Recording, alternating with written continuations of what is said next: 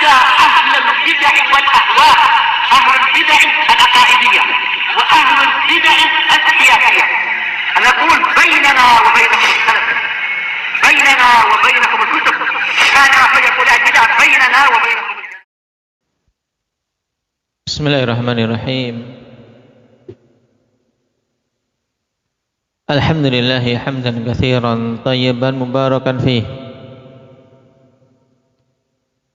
kama yuhibbu rabbuna wa yardah. Asyhadu an la ilaha illallah wahdahu la syarika lah, wa asyhadu anna Muhammadan abduhu wa rasuluh, sallallahu alaihi wa ala alihi wa ashabihi wa man tabi'ahum bi ihsanin ila yaumiddin. Amma ba'd. Alhamdulillah, pada pertemuan yang lalu kita selesai dari pembahasan abiyat yang terkait dengan qaidah al-yaqin la yazulu bisyak, di mana untuk melengkapinya Imam As-Sa'di rahimahullah ta'ala sebutkan beberapa dhawabit terkait permasalahan hukum asal dari berbagai macam hal. Naam, berarti kita telah mengambil 3 kaidah kubra dalam syarat kita. 3 kaidah induk yang sangat penting. Apa saja itu? 3 kaidah induknya. Indak kasya. Yang pertama, kaidah al-umur bimaqasidiha. Yang kedua, kaidah al-masyaqqah tajlibut taysir. Yang ketiga, kaidah yang ketiga al-yaqin la yazulu bisyak. Taib. Sekarang ikhwan fillah, kita akan masuk pada kaidah kubra yang keempat.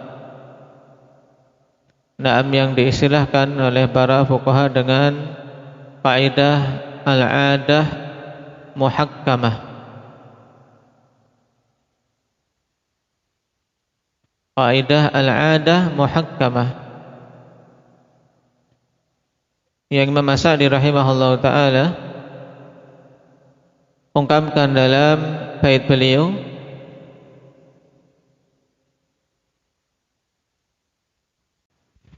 pada nomor yang ke-28.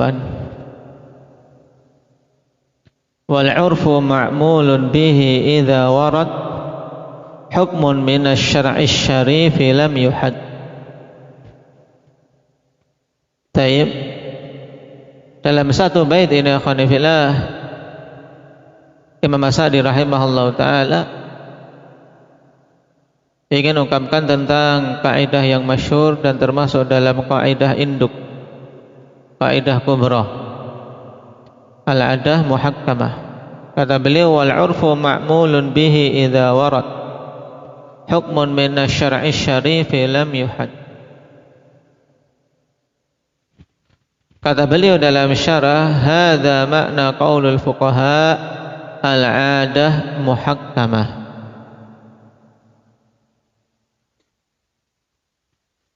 Tayyib, beliau katakan di dalam bait wal 'urfu. Yang dimaksud dengan 'urf ikhwani fillah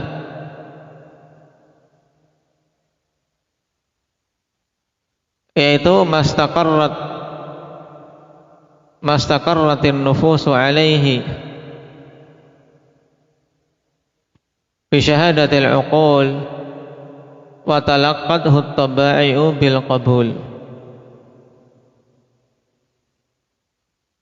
yaitu hal-hal yang sudah terpatri di jiwa-jiwa dengan persaksian akal-akal manusia dan diterima tabiat, ya sudah diterima oleh tabiat. Ini 'urf.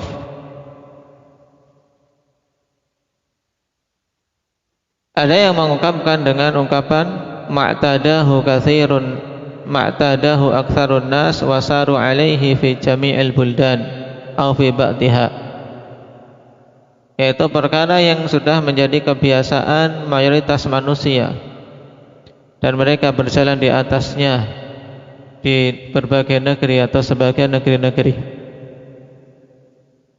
Taib, baik itu pada keseluruhan masa ataupun pada masa-masa tertentu saja. Dari ungkapan ini akhwani fillah berarti kita bisa menarik kesimpulan bahwasanya dimaksud dengan urf adalah sesuatu yang sudah menjadi kebiasaan pada manusia akhwan yang mereka secara akal menerimanya, ya, sudah terpatri pada jiwa dan benak mereka walaupun tidak ada aturan tertulis tentangnya. Ini asal makna urf. Nah, yang dalam syarah beliau ungkapkan dengan adah. Ini menunjukkan bahwasanya Imam As-Sa'di rahimahullahu taala berpendapat bahwasanya al-urfu wal adah adalah perkara yang sifatnya mutaradifan, yaitu bersinonim. Dua hal yang memiliki makna yang sama. Tidak ada perbedaan dari sisi maksudnya. Taib. Dan ini pendapat dari sederetan para ulama.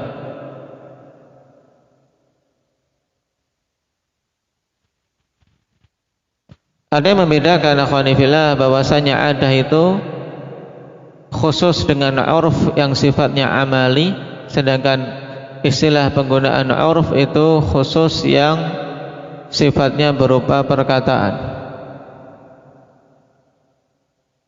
Cuman apa yang dipilih oleh Imam As-Sa'di rahimahullah ta'ala lebih mudah, bahwasanya urf dan adah, ya, urf kebiasaan, ada juga kebiasaan manusia, sama. Taib. Nah, kata beliau dalam bait bahwasanya urf kebiasaan manusia itu ma'mulun bihi, diamalkan. Idza warada hukmun minasyar'i syarif lam yuhad. Apabila datang suatu hukum dari syariat yang mulia ini tapi tidak diberi batasan. Nah, ini ranah dari kaidah al-adah muhakkamah. Taib, yaitu bahwasanya uruf. Nah, kita mengembalikan hukum ikhwan kepada uruf, kepada adah. Taib, pada perkara-perkara yang ditetapkan oleh syariat tapi tidak diberi batasan. Tidak diberi batasan. Nah,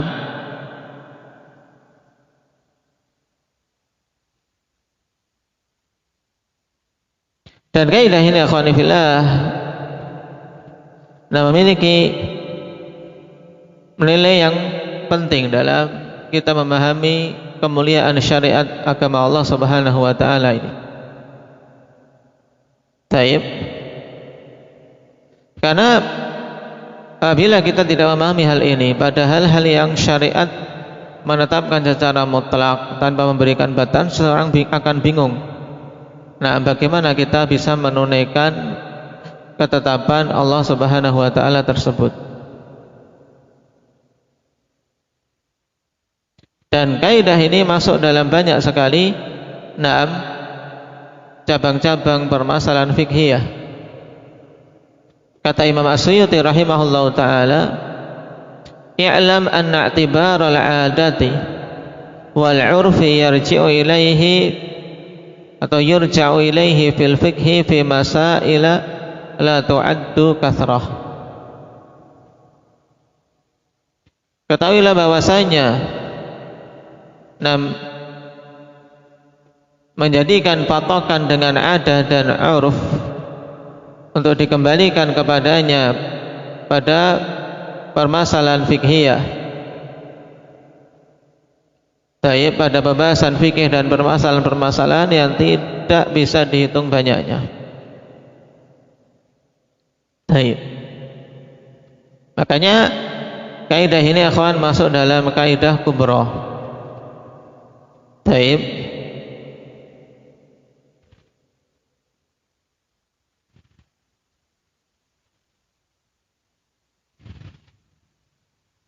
Yang diistilahkan tadi dengan al-'adah muhakkamah.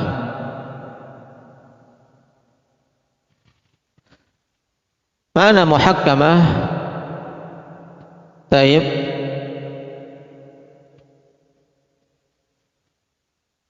Yang dimaksud dengan tahkim di sini akhwan,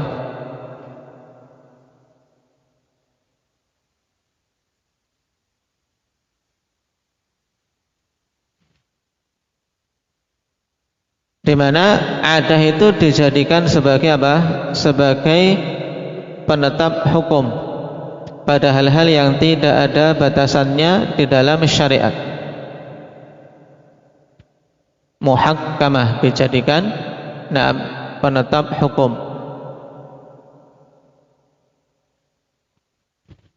Adapun dalil untuk kaidah ini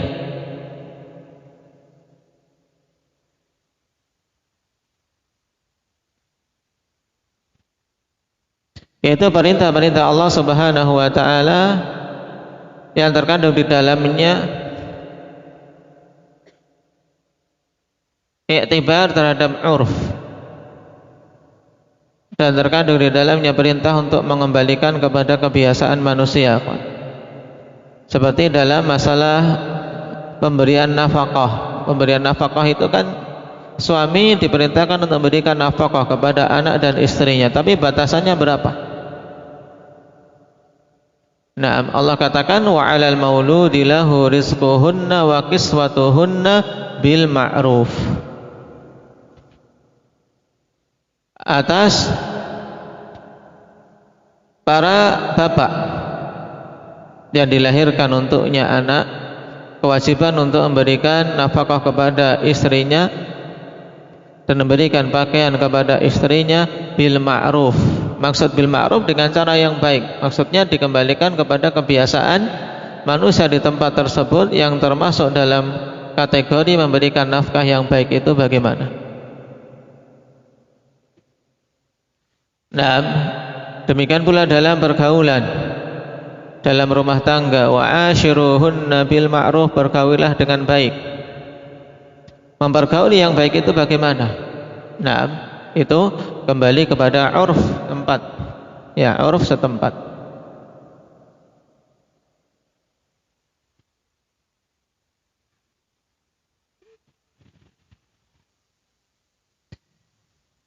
Adapun dalil secara logika, ikhwan, ini jelas, karena pada hal-hal yang tidak datang batasannya di dalam syariat, ketika seorang mau mengamalkannya, tentunya sebagai patokan untuk bisa mengamalkan apa yang diperintahkan syariat itu, ya dikembalikan kepada kebiasaan manusia itu sendiri.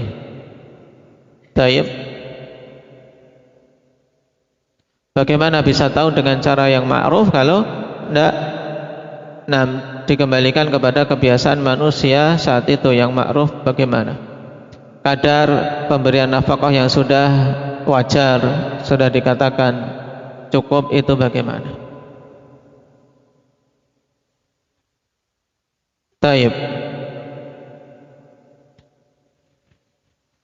Qala al-Imam Sa'di rahimahullahu ta'ala, hadza ma'na qaulul fuqaha'i al-'adah muhakkamah.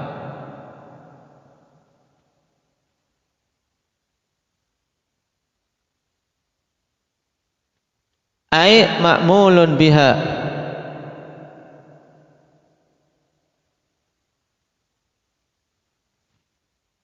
dan diamalkannya urf, ikhwan, untuk membatasi berbagai macam hukum yang ditetapkan dalam syariat yang belum ada batasannya, ini padanya beberapa syarat.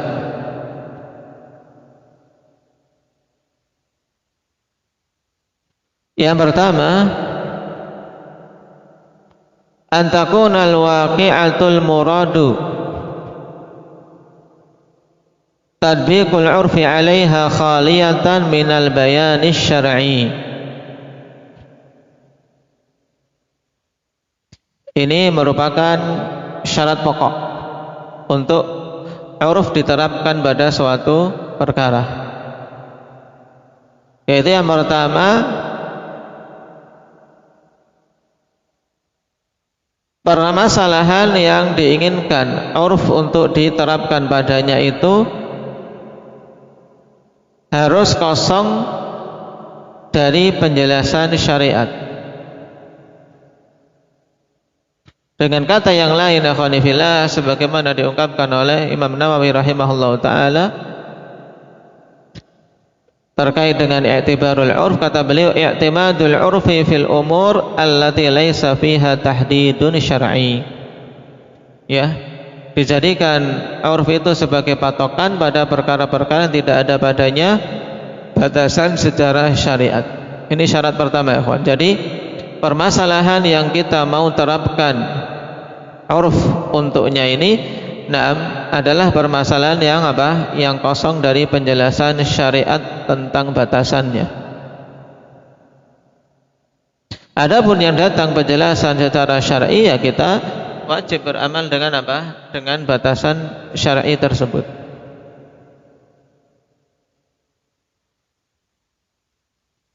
Kemudian syarat yang kedua, an yakunal 'urfu muttaridu ghaliban. 'Urf tersebut harus muttarid.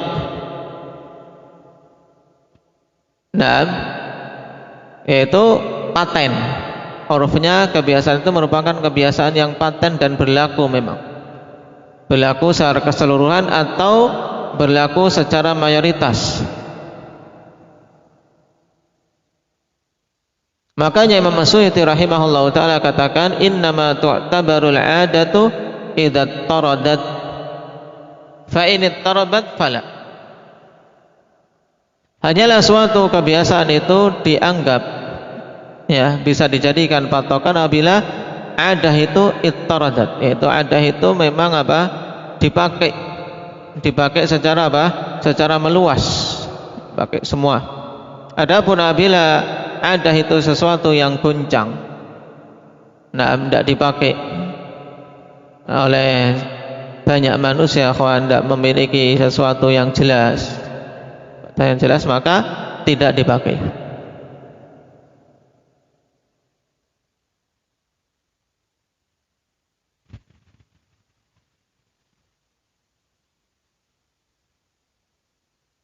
Kemudian syarat yang ketiga,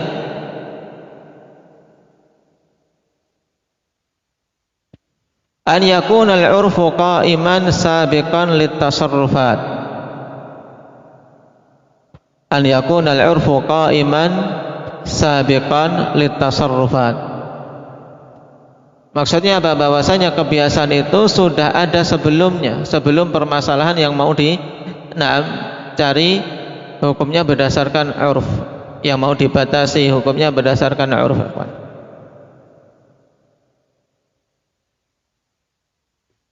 Bukan apa datangnya setelah ada permasalahan itu, tapi 'urf yang mau dipakai ini memang sudah ada sebelumnya. Misalnya dalam perkara apa? Pemberian nafkah, sudah ma'ruf, daerah tersebut sudah dikenal bahwasanya ya dianggap telah memberikan nafkah kalau memberikan makan pada keluarganya 3 kali. Anak istri diberi makan 3 kali. Kemudian pakaiannya sudah menutupi aurat, taib, memiliki beberapa potong pakaian, 'urf daerah setempat. Pada sebagian tempat mungkin makan 2 kali sudah dikatakan memberikan nafkah secara ma'ruf. Pada sebagian tempat, akhwan, 'urfnya ya, memberikan nasi sama lauk sekedarnya, itu sudah dikatakan 'urf. Tapi pada sebagian tempat yang lain Nah, bukan nasi. Karena sesuai dengan makanan pokok daerah tersebut. Nah, sudah ada terpatri pada apa? Pada benak manusia, ini maksudnya uruf itu.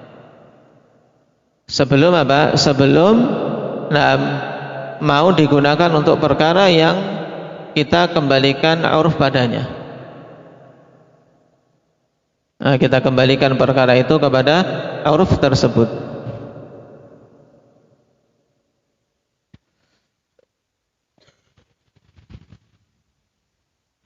Oleh karena itulah para ulama mengatakan sebagaimana dikatakan oleh Ibnu Nujaim, walidza qalu la ibrata bil urfit tari'.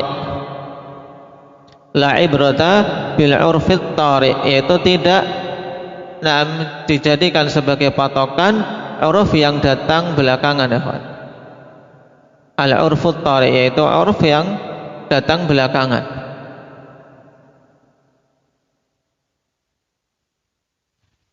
Tiba-tiba muncul, sebelumnya tidak ada. Ini tidak bisa dijadikan patokan dalam kaidah kita. Syarat yang keempat, dan ini penting, yaitu alla yatadammana al-urfu ta'tilan linassin minal kitabi awis sunnah. Uruf tersebut dipersyaratkan tidak boleh terkandung di dalamnya peniadaan terhadap nas dari Alkitab maupun As-Sunnah. Dengan kata lain, ikhwan, uruf tersebut apa? Tidak terkandung padanya penyelisihan terhadap Alkitab dan As-Sunnah.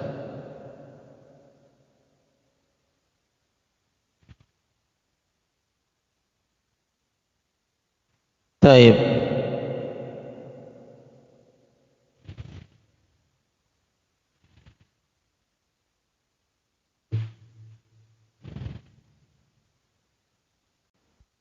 Kemudian syarat terakhir ini pada sebagian bentuk penerapan kaidah, yaitu dipersyaratkan alla yu'aridha bitasrihin bi khilafih. Alla yu'aridha bitasrihin bi khilafih, yaitu tidak adanya apa? Penentangan secara tegas untuk menyelisihi uruf tersebut. Dalam artian, misalnya ikhwan, perkara ini mungkin pada akad biasanya. Taib, misalnya dua orang melakukan akad, kemudian salah satu ikhwan dari yang melakukan akad itu secara tegas menyatakan di antara syaratnya adalah demikian. Yang jelas syarat itu ikhwan tentunya dengan adanya syarat berarti tidak dikembalikan ke urf lagi. Misalnya uruf manusia, kawan. Taib.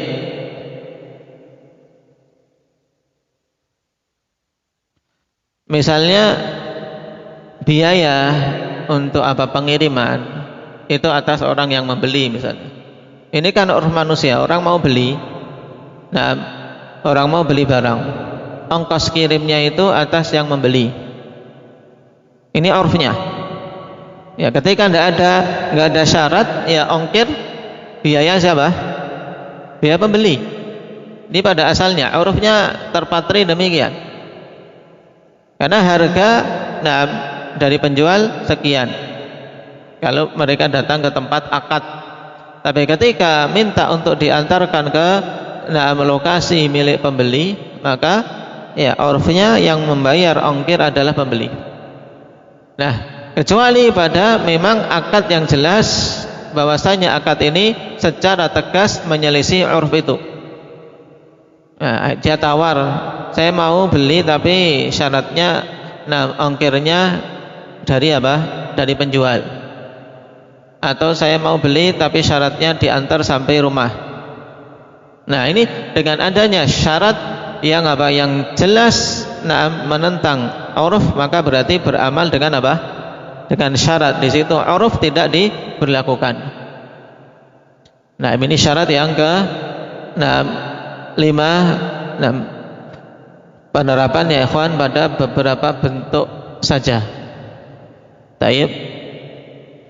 Tapi yang paling pokok, nah, untuk syarat pertama, syarat kedua, syarat ketiga, dan keempat. Itu intinya berarti uruf tersebut bisa diberlakukan pada perkara-perkara memang tidak ada ketetapan batasannya di dalam syariat. Kemudian uruf tersebut memang mayoritas digunakan manusia atau bahkan keseluruhannya menggunakannya. Kemudian yang ketiga, uruf itu telah ada sebelumnya, bukan suatu kesepakatan baru yang dibuat antar beberapa oknum atau beberapa orang. Kemudian syarat yang keempat, tidak boleh terkandung padanya penyelisihan terhadap Alkitab dan Sunnah. Taib. Ini diingat-ingat dulu tentang syarat diamalkannya kaidah al-'adah muhakkamah. Barakallahu fikum. Naktafi bihadza walhamdulillahi rabbil alamin.